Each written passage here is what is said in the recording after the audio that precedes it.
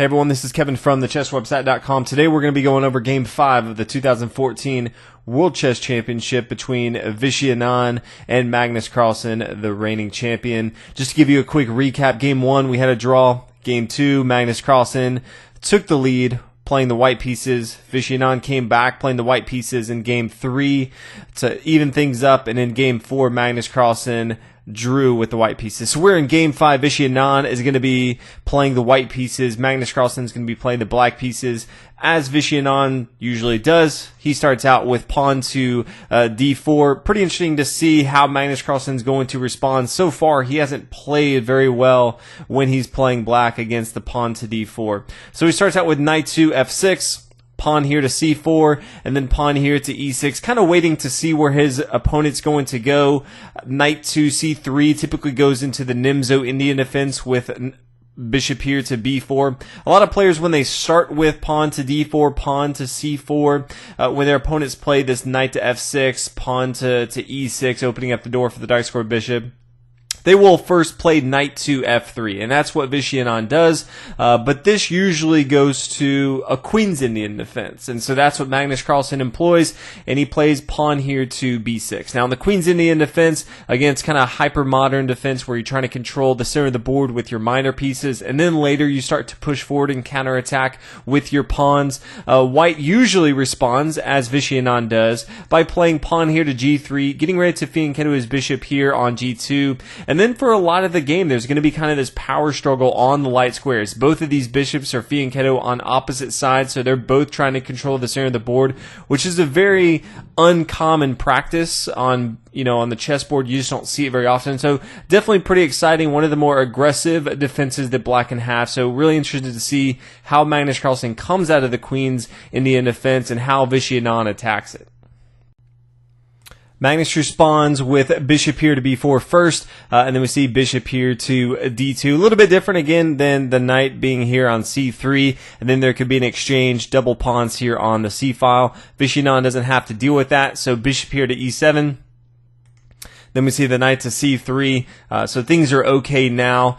Bishop here to b7, trying to control this long diagonal right here. We see bishop here to g2. Now, Magnus Carlsen has a few options, and what he's kind of learned in the past is Vishy Anand is very prepared for the World Championships. That may seem kind of an obvious, but Magnus Carlsen even mentioned in the press conference, because they speak to these players after every match, that he was surprised by how prepared Vishy Anand was in this tournament so far as theoretical chess, going over kind of all the main lines and all the theories that go into all these deep openings and all the variations. Vishy Anand seemed to have studied more than he did the last time. So Magnus Carlsen kind of mentioned that he wanted to stay away from theoretical lines as much as possible because Vishy Anand may be more prepared than him, and he didn't want to give any advantage to his opponent. So with that said, he wanted to stay away from the more theoretical lines, the more common lines that Vishy Anand may have prepared for, those lines being castling on the king side, knight to c6. These are the more common lines. So Magnus Carlsen decided to try a little bit different variation. He played pawn here to c6, which allows him to kind of push forward with pawn here to d5 in the center, trying to control these light squares, and Vishy Anand took a little while to respond to this. It almost seemed like he was confused by Magnus Carlsen's play. He didn't want to fall for any traps that Magnus Carlsen may have employed on him. He ended up with going with pawn to e4, which I think is the correct way to attack this. It again is putting all of his pawns towards this light square. He also has his minor pieces on that as well.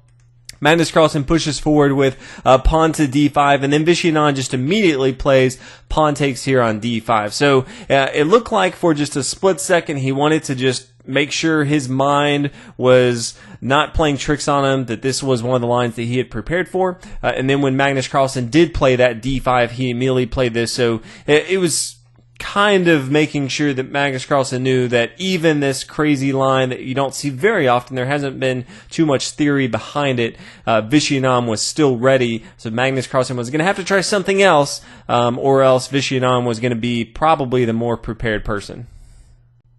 We now see Magnus Carlsen take with his pawn. Anytime you're thinking about how to capture, you typically want to capture towards the center of the board.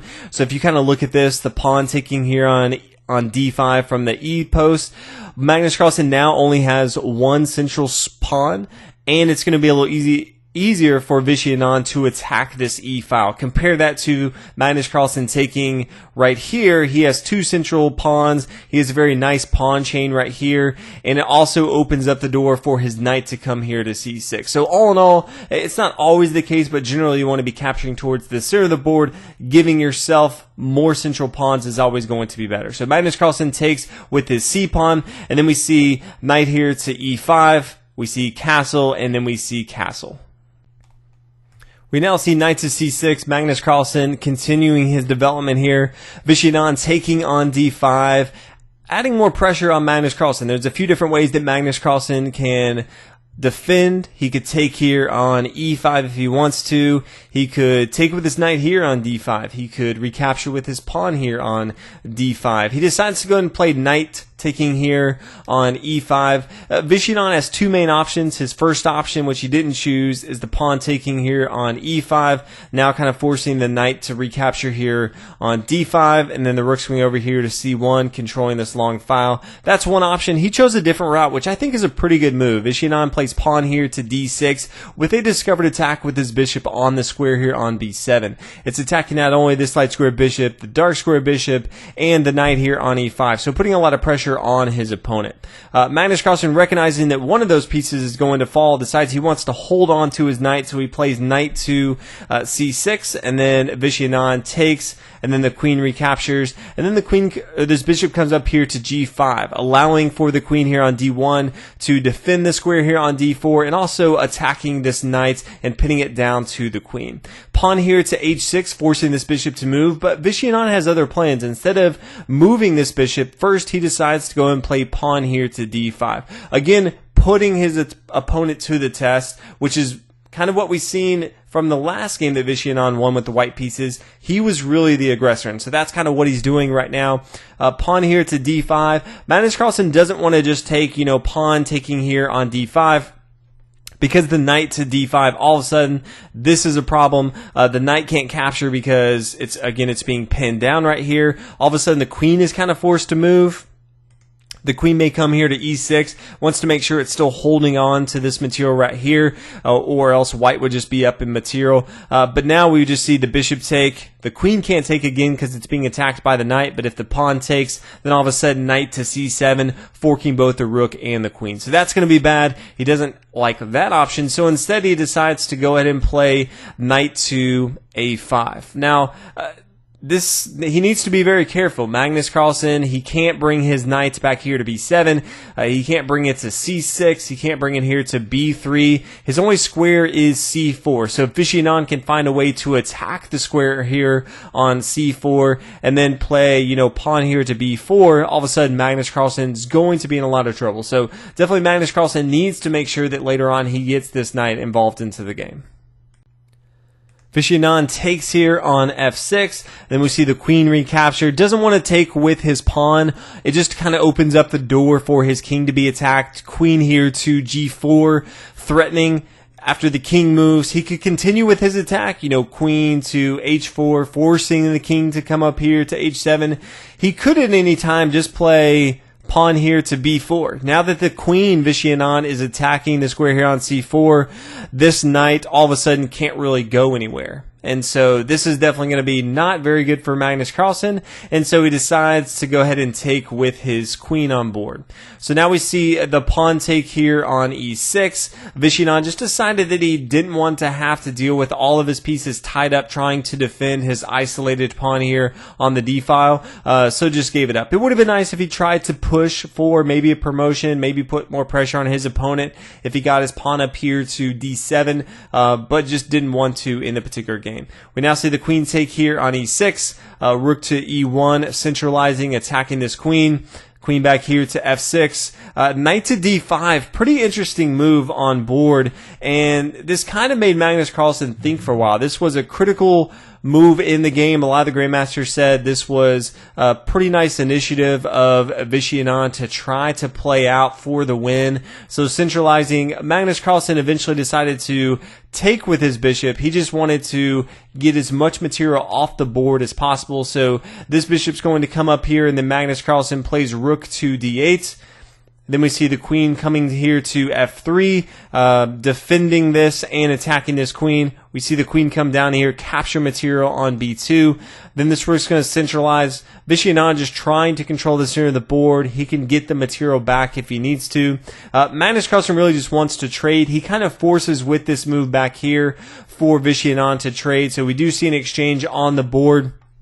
And from here, all sides kind of said that it's going to be very tough for Vishy Anand to play for a point without his queen. Now, if he could potentially get a pass pawn, maybe put a lot of pressure on his opponent, because he does have a bishop if there's two pawn chains on either side of the board, definitely has a lot more mobility than a knight. A knight usually does a lot better if there's just one pawn chain. So if all these pawns over here on the queen side were off and the knight was over here, it would be better than the bishop. But they said, okay, this bishop here on d5, it can swing all over the board, so maybe a slight advantage. But definitely after the queen comes off, it's definitely going to be very difficult for Anand. So looking for Magnus Carlsen to maybe make a mistake or try to find a pass pawn that he can maybe add more pressure to Magnus Carlsen.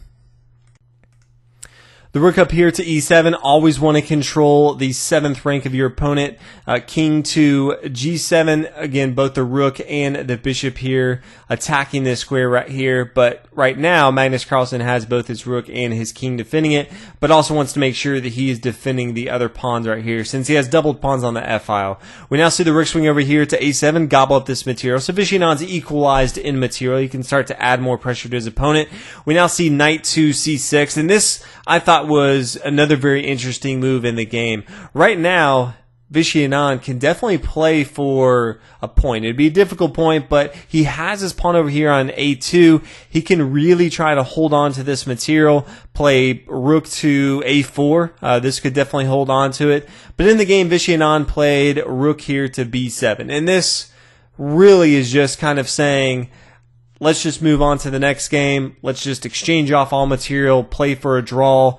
Magnus Carlsen plays knight to b4, and we see some exchanging off the board, and then the knight taking here on a2, and all of a sudden, Vishy Anand doesn't have the pawn over here on the a-file. All of a sudden, Magnus Carlsen now has the better minor piece, since there's one set of pawn chains over here on the king side, and so it's going to be very difficult for either player to find an end game where they can get a full point. So the knight's going to start swinging over here to the king side. Both sides, at this point, they were almost playing blitz chess. This is all in-game theory that both sides have kind of mastered right here. We do see an exchange off the board, and right now, very, very drawish in-game. There's no way for either side to have a real advantage. So they just kind of went through a few moves just to see if anyone was going to make a mistake.